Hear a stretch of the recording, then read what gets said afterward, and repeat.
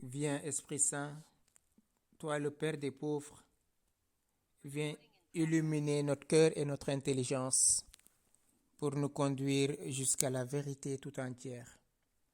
Sans toi, Saint-Esprit, nul ne peut dire que Jésus est Seigneur. Viens, toi le doigt de la main du Père, son authentique promesse. Toi qui enrichis toute prière, fais briller sur nous ta lumière et dispose nos cœurs à recevoir tes célestes motions. Esprit Saint, nous avons besoin de toi. Notre-Dame de Cana, consolatrice des affligés, toi qui étais avec les apôtres au Cénacle, viens disposer nos cœurs à recevoir cette parole divine. Intercède pour nous, toi qui gardes toutes les paroles et les méditer dans ton cœur. Ne permets pas que nous soyons séparés du Christ, mais que notre cœur soit disponible pour accueillir la parole que le Seigneur veut semer aujourd'hui dans nos cœurs. Bien-aimés dans le Christ, la dernière fois, nous avions vu avec le prophète Joël l'invitation à déchirer notre cœur et non pas notre vêtement. Le vêtement, c'est ce qui est visible, c'est l'apparence. Or, le cœur est caché. Et c'est ce cœur profond que le Seigneur nous demande de déchirer pour y dévoiler toutes les pensées secrètes, afin que lui, dont le cœur a été transpercé, vienne nous visiter, vienne établir sa demeure. Aujourd'hui, nous allons continuer cette réflexion pour voir ce cœur qui est le siège de l'amour, ce cœur qui est fait pour aimer et contempler Dieu. Ce cœur a été souillé. Et on verra, mais qu'est-ce qui a souillé ce cœur? Comment ce cœur a été souillé et qu'est-ce qu'il a souillé? À propos de ce qui souille le cœur de l'homme, Jésus déclare: ce n'est pas ce qui entre dans la bouche de l'homme qui le souille, mais ce qui sort de la bouche. Car ce qui sort de la bouche vient du cœur. Et c'est ce qui souille l'homme, car c'est du cœur que viennent les mauvaises pensées,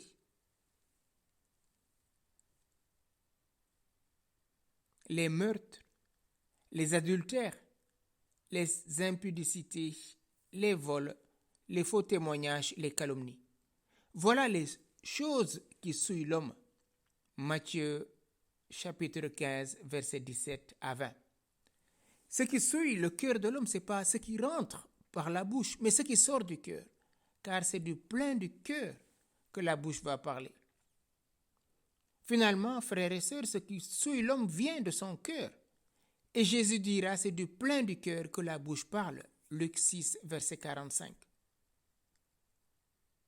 Si nous voulons éviter toute souillure de notre être, que devons-nous faire? Nous savons que le cœur, comme on l'a vu la dernière fois, c'est cet organe qui nous permet de vivre, qui nous permet d'être à l'existence. Si le cœur ne bat plus, c'est que nous finirons par mourir. Or, ce cœur qui est fait pour l'amour est souillé par autre chose, comme nous l'avons entendu. Car c'est du cœur que viennent les mauvaises pensées, les meurtres, les adultères, les impudicités, les vols, les faux témoignages, les calomnies. Voilà les choses qui souillent l'homme. Si nous voulons éviter toute souillure du cœur, que devons-nous faire, frères et sœurs? Premièrement, mettre une garde sur nos lèvres. Les paroles qui sortent de notre bouche ont un pouvoir de vie ou de mort sur nous-mêmes, sur les autres et sur le cosmos. Quand Jésus a dit au figuier que personne ne mangera plus de ton fruit, qu'est-ce qui s'est passé? Quelques jours après, le figuier a séché. Si nous professons des malédictions, des paroles négatives, cela empoisonne la vie et finalement la détruit. car les paroles que nous proclamons viennent du cœur. Et les paroles qui sont destinées viennent aussi du cœur. La parole de Dieu déclare dans Jacques au chapitre 1, verset 19, que tout homme soit prompt à écouter, lent à parler. Pourquoi Jacques nous invite à être prompt à écouter au lieu de parler? Parce que nos paroles ont un pouvoir. La Bible dit que la mort et la vie sont au pouvoir de la langue. Proverbe 18, verset 21. De même, la langue est un membre minuscule et elle peut se glorifier de grandes choses. Voyez quel petit feu embrase une immense forêt. La langue aussi est un feu. C'est le monde du mal. Cette langue placée parmi nos membres, elle souille tout le corps. Elle enflamme le cycle de la création, enflammée qu'elle est par la géhenne. Beaucoup de vies ont été détruites par une parole négative. L'enfant qui entend toujours ses parents lui dire « tu es bête » et qui à l'école entend son maître ou sa maîtresse lui répéter les mêmes paroles. Comment voulez-vous que cet enfant soit épanoui? Avez-vous un enfant qui est bête? Avez-vous enfanté une bête? Posez-vous bien la question. Quand vous dites à votre enfant, tu es nul, tu ne comprends rien, tu n'es pas comme ton frère, tu n'es pas comme ta sœur, ta vie ne sera rien si tu continues comme ça. Tu es vraiment bouché, tu ne comprends rien, tu es vraiment nul. Comment voulez-vous que de telles paroles adressées à une personne qui l'entend constamment puisse avoir confiance en elle, puisse croire qu'elle peut réussir? Comment voulez-vous que cette personne soit épanouie? D'autres paroles, l'enfant qui rentre avec son bulletin de notes, qu'est-ce qu'on regarde en premier? Souvent, les mauvaises notes, au lieu de regarder là où il a bien travaillé pour l'encourager à faire autant une prochaine fois. Souvent, on pointe du doigt ce qui ne va pas. Toutes ces paroles sont logées dans notre cœur et empoisonnent notre vie. Ces paroles ont traversé nos oreilles et ont pénétré notre cœur. Ces paroles engendrent en chacun de nous des comportements, des réactions émotionnelles et même certaines maladies, voire pathologies. Par exemple, la personne qui depuis son enfance n'entend que des paroles de reproche de la part d'un papa ou d'une mère trop sévère peut développer une peur terrible de ne pas réussir, de ne pas être à la hauteur des attentes de ses parents. Et donc, cet enfant qui grandit va avoir une mauvaise estime de lui-même. Il va constamment se dévaloriser, de ne plus croire en lui. C'est vrai, je ne suis pas intelligent, je ne suis pas capable. Ce qui engendre un complexe d'infériorité. Et souvent, cette personne peut se sentir comme victime. Un autre exemple, l'enfant qui souvent entend « oui, la vie est dure, il faut se battre, il faut gagner son pain à la sueur de son front ». Comment voulez-vous que cet enfant avec ses idées grandisse? Il va croire que pour réussir, pour être quelqu'un, il faut toujours aller de l'avant, se battre. Oui, peut-être ces paroles sont justes, mais vous ne savez pas l'impact que ça représente dans le cœur de l'enfant qui l'entend et de l'adulte qui va le vivre, qui va être confronté au monde réel. De ce fait, il devient un battant, un gagneur, qui cherche coûte que coûte à réussir.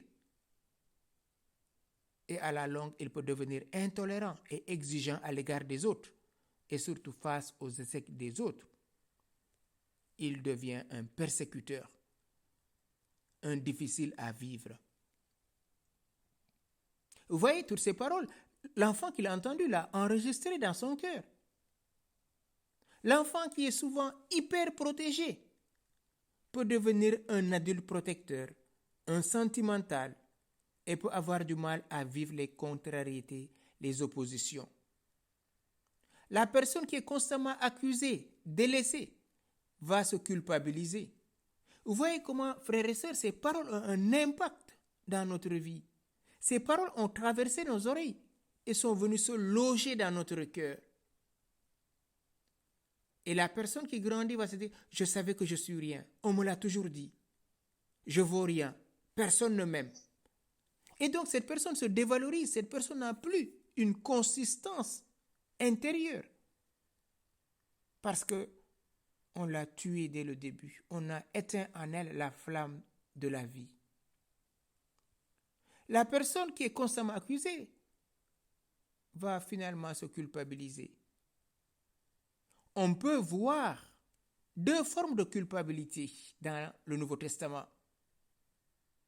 La culpabilité de Judas. Judas va trahir son maître en le livrant au grand prêtre. Et devant sa trahison, il ne peut pas supporter de voir un innocent mourir, c'est-à-dire Jésus lui-même. Il voit tous ses plans capoter. Et comment peut-il rester encore en vie? Il se culpabilise, sa faute est trop grande. Et il s'interdit de vivre. Pour lui, la vie n'a plus de sens. Une seule chose, une seule issue existe pour lui, c'est de se donner la mort. D'où le fait qu'il va aller se pendre. Parce que la culpabilité est trop grande dans son cœur et dans sa tête. Une autre forme de culpabilité, la culpabilité de Pierre. Pierre est tellement généreux, il dit à Jésus, même si tous t'abandonnent, moi je suis prêt à mourir pour toi. Et Jésus lui rappelle qu'avant que le coq chante, tu m'auras renié 3 fois. Qu'est-ce qui se passe? Pierre croyait lui-même. Il croyait en lui-même, au point de vouloir mourir pour le Christ. Mais quand Jésus est arrêté, il va fuir et renier 3 fois son maître. Quand le maître se retourne pour le regarder, il se rappelle les paroles de Jésus. Avant que le coq chante, tu m'auras renié 3 fois. Mais Pierre se sent aimé à travers le regard du Christ. Il regrette amèrement son acte et il pleure. À travers le regard du Christ, il découvre la bonté et la miséricorde. Il n'est pas jugé et ne se sent pas jugé. Pierre va réparer son triple reniement par une triple déclaration d'amour. Tu sais tout, Seigneur, tu sais que je t'aime. Pierre se donne une autre chance de vivre, contrairement à Judas qui va aller mettre fin à sa vie. Pierre espère que Dieu peut le pardonner. Et il saisit cette opportunité de la question du Christ.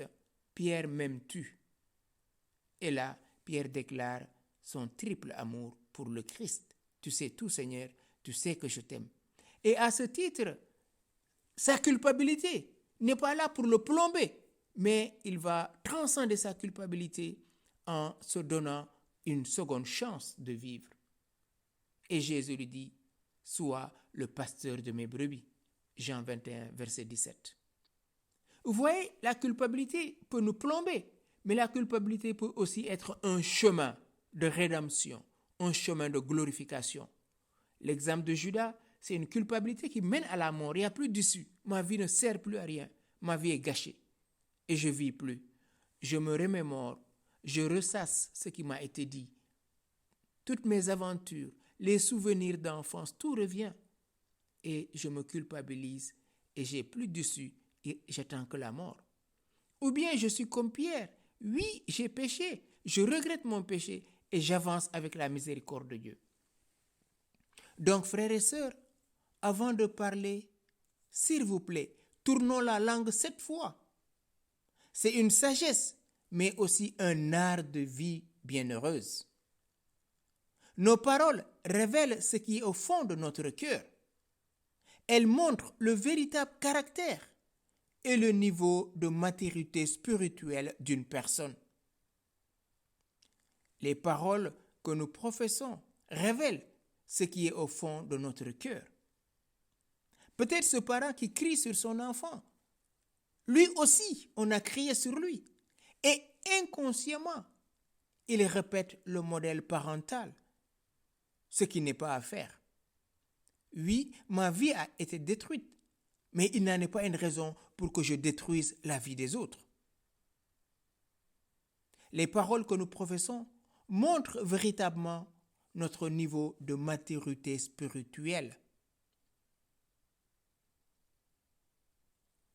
Si vous prêtez attention à ce que vous dites, vous découvrirez certaines vérités vous concernant.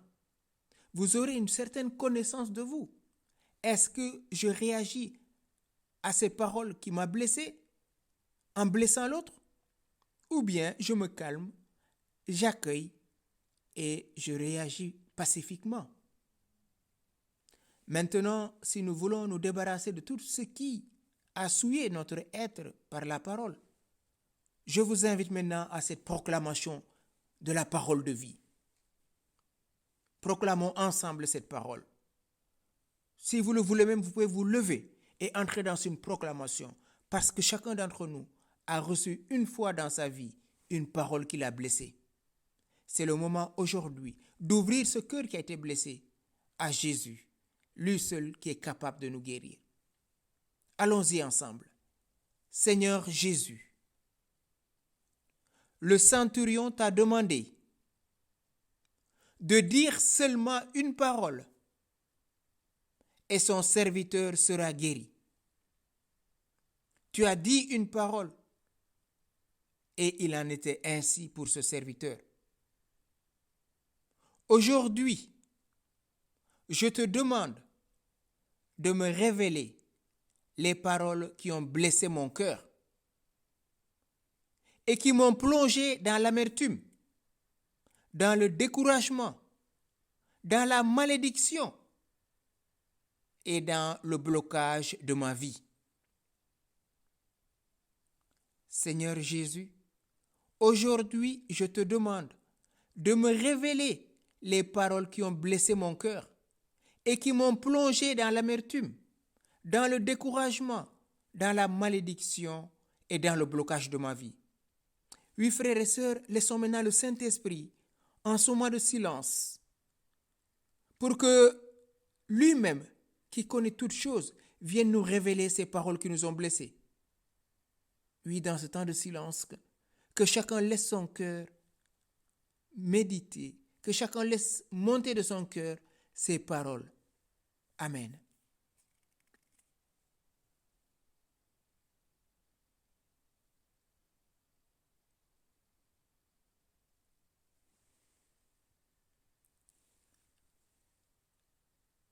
Seigneur Jésus,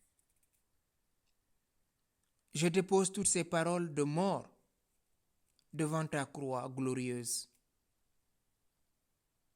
Et j'invoque sur moi et sur toutes ces paroles la puissance de ton précieux sang qui crie plus fort que le sang d'Abel le juste.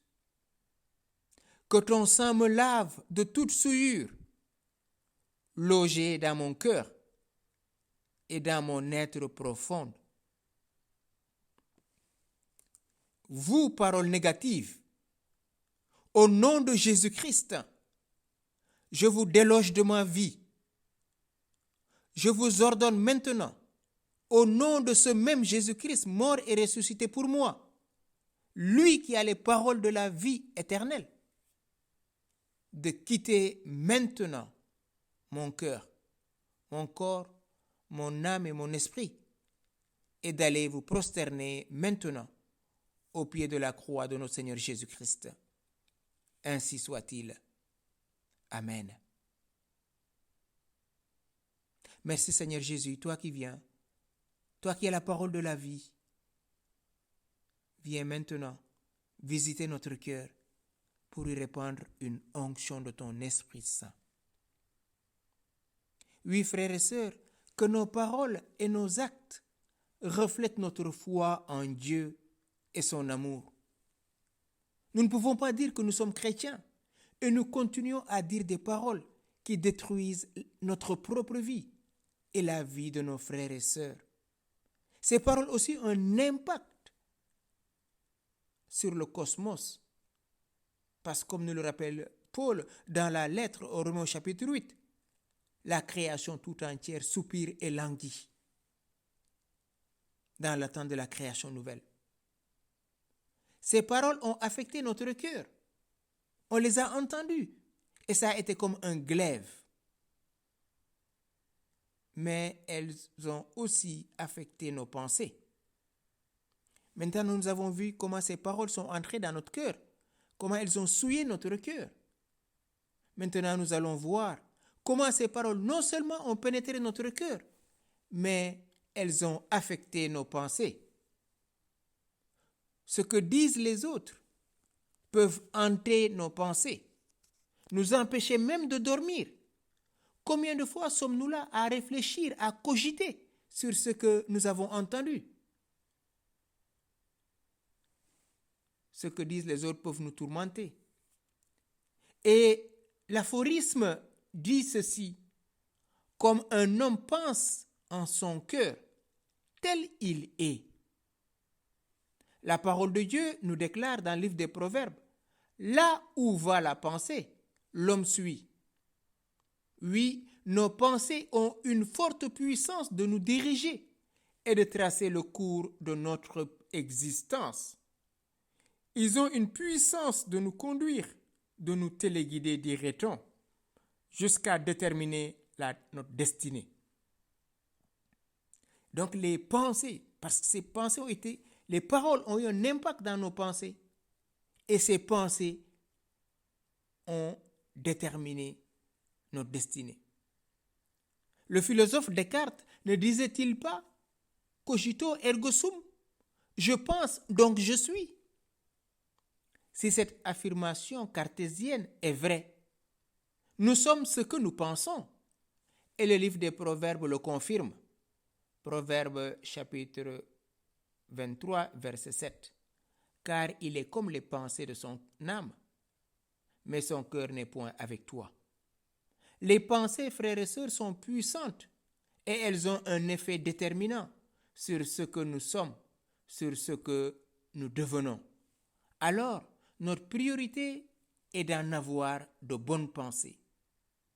James Allen disait: nous sommes ce que sont nos pensées. Ce que nous devenons, nous l'avons forgé et construit. Lorsque l'esprit de l'homme engendre des pensées mauvaises, la souffrance suit, comme la nuit suit le jour. La joie accompagne son ombre, celui qui persiste à entretenir des pensées pures. Il est vital pour chacun de nous d'avoir des pensées positives, des pensées qui construisent. Si nous voulons vivre et vivre bien, il est fondamentalement important d'avoir des pensées en accord avec la parole de Dieu. Dans Romains chapitre 8, verset 5, Saint Paul nous dit ceci: ceux qui vivent selon la chair et qui sont dirigés par ces désirs impies, ils fixent leurs pensées et recherchent ce qui fait plaisir à la chair. Mais ceux qui vivent selon l'esprit et qui sont dirigés par les désirs de l'esprit, ils fixent leurs pensées et recherchent ce qui fait plaisir à l'esprit. Oui, frères et sœurs, si nous sommes dirigés par les désirs de la chair, si nous pensons aux choses de la chair, rappelez-vous ce qu'on a lu tout à l'heure dans Matthieu. C'est ce qui sort du cœur de l'homme qui souille l'homme, parce que c'est des pensées perverses, des pensées mauvaises. Et si nous marchons selon la chair, nous mourrons. Mais si nous sommes dirigés par les désirs de l'esprit, par la bienveillance, le respect de l'autre, la charité, si nous pensons selon l'esprit, nous marcherons selon l'esprit. Certaines situations de nos vies sont dans le chaos. Pourquoi? Il ne faut pas accuser les autres. C'est parce que nous entretenons en nous des pensées de destruction. Oui, ton père était sévère avec toi. Oui, ta mère était sévère peut-être. Mais ce n'est pas une occasion de détruire ta vie. Ce n'est pas une occasion de laisser ces paroles aujourd'hui conduire ta vie. Ta vie t'appartient. Le Christ s'est fait malédiction pour que tu sois bénédiction.